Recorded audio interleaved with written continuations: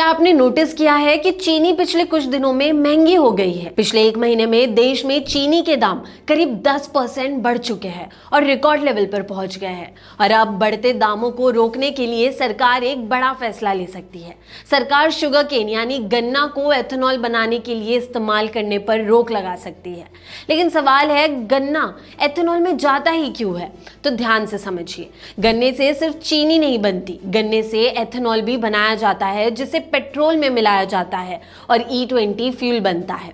इस साल चीनी बनाने वाली फैक्ट्रीज ने अपने कुल उत्पादन को करीब 10% यानी लगभग 30 लाख मीट्रिक टन एथेनॉल बनाने के लिए दे दिया है।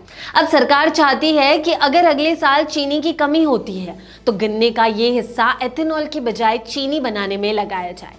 इससे बाजार में करीब 30 लाख मीट्रिक टन ज्यादा चीनी आ सकती है और जब बाजार में चीनी ज्यादा होगी तो दाम को नीचे लाने में मदद मिल सकती है। लेकिन चीनी की कमी का डर क्यों है अचानक से?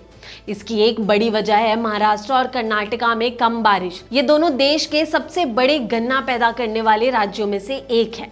कम बारिश की वजह से अगले साल गन्ना कम होने का डर है। ऊपर से त्योहारों के समय मिठाई, कोल्ड ड्रिंक्स और दूसरी चीजों में चीनी की मांग भी बढ़ जाती है।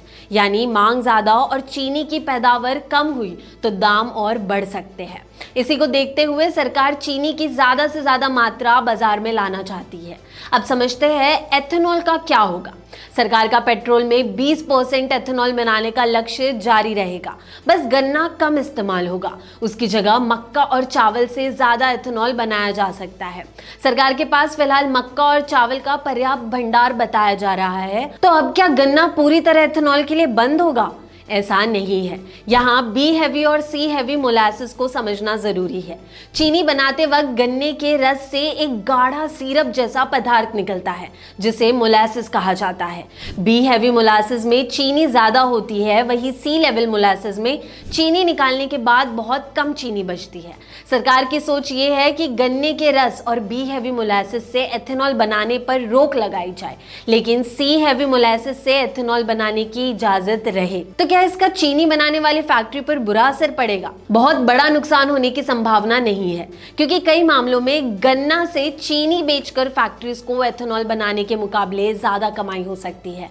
तो पूरी कहानी का सीधा सा मतलब ये है, सरकार चाहती है कि गन्ना ज्यादा से ज्यादा चीनी बनाने में लगे ताकि बाजार में चीनी की कमी ना हो और बढ़ते दाम को रोका जा सके और एथेनॉल के लिए मक्का और चावल का इस्तेमाल बढ़ाया जाए।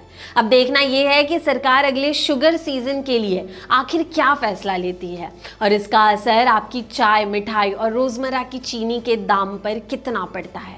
उम्मीद करते हैं आपको वीडियो पसंद आई हो। ऐसे और वीडियोस के लिए लाइक, शेयर और सब्सक्राइब जरूर करें।